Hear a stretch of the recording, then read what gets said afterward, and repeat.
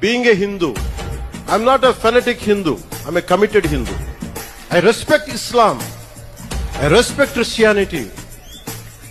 Only na kekkirdenna, don't disrespect my Hindu dharma. Nam arampati ning edume solladi. This is my pleading. 2014లో నేను ఒక party ప్రారంభించినప్పుడు తెలంగాణ హైదరాబాద్లో ఆ రోజు నేను అనుకోలేదు ఏథెన్స్ కంటే పురాతనమైన నగరం అయిన మదురైలో ఇన్ని లక్షల మంది జనం మధ్య తమిళ్లో నేను గౌరవించే నా తమిళనాడులో నేను పెరిగిన తమిళనాడులో